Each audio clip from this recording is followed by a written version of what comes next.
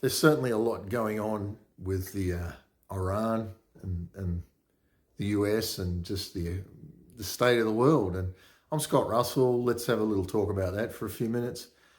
I was woken this morning from a call from a friend overseas there that was kind of like, "What's your thoughts on Iran?" He said, "Well, you're asleep. It just kicked up a level." And you know, let's unwrap that a little bit. I think you got to keep your eye on the ball. I like the quote of Gerald Celente where he says at the Trends Institute in New York, he says, "When all else fails, they take you to war."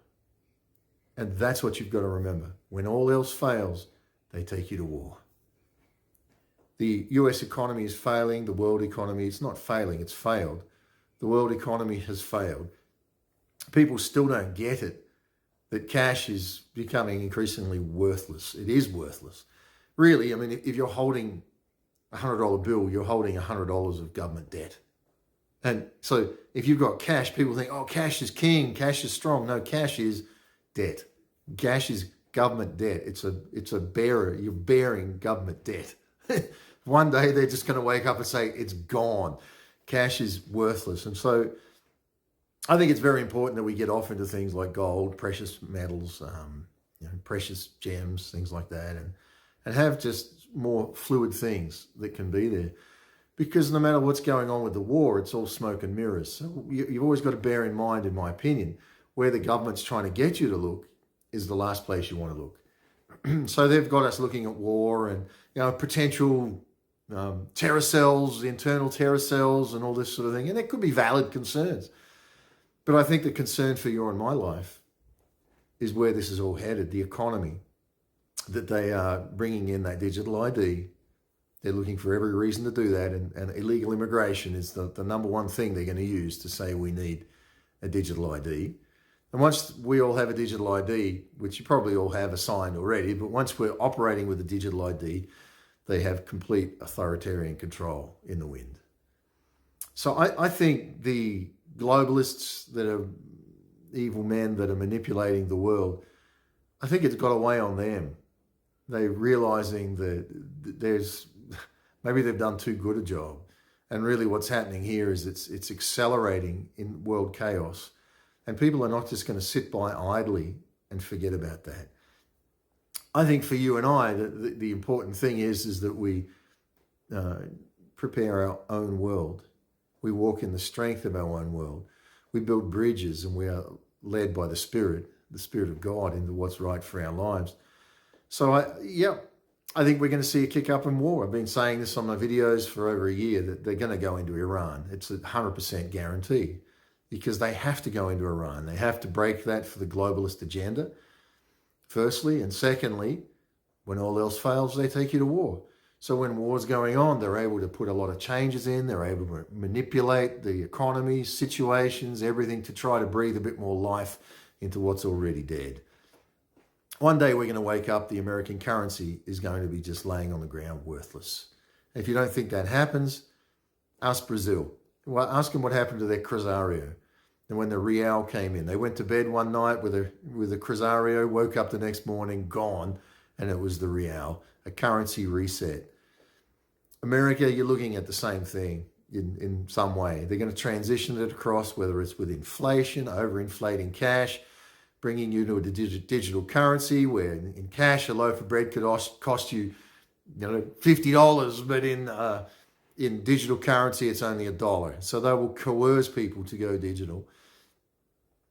They'll pay people in it. They'll come up with everything they can to try to get away from the paper currency because they want everybody to go digital. What better than a war to bring about uncertainty? What better than a war to bring about change?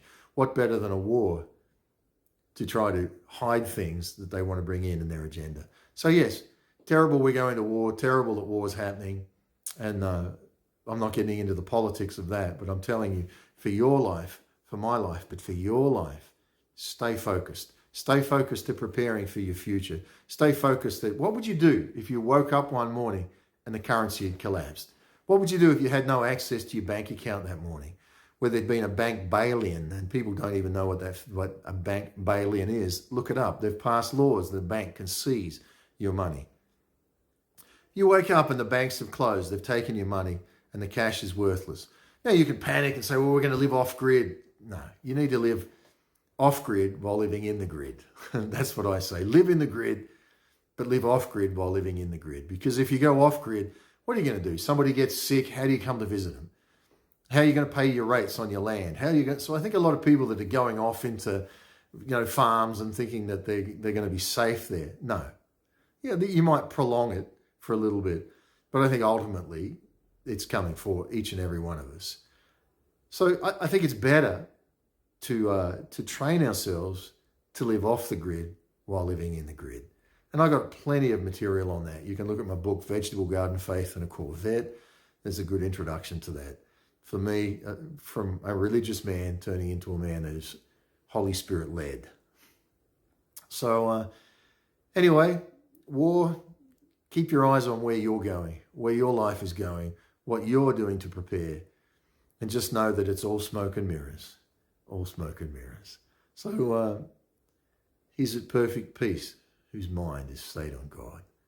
I think it's a great time to connect with God. For me, it has been a personal relationship with Jesus as I've allowed him to come into my life and surrendered my life to him. And surrender is not an instant thing. It's often a process, isn't it?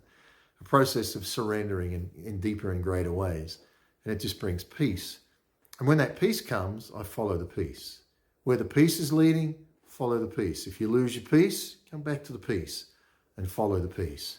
You know, as well as I know, that this world's in for a lot of troubles. So let's, what's that cliche? He who buries his head in the sand is bound to get burnt in the end. Don't bury your head in the sand. And even, I'm not telling you to get religious. I'm telling you to reach out to God and let his Holy Spirit lead you. Because that's where freedom is. Where the Spirit of the Lord is, there's freedom, there's liberty, and there's life. If you have that in you, then you have God knocking on your door.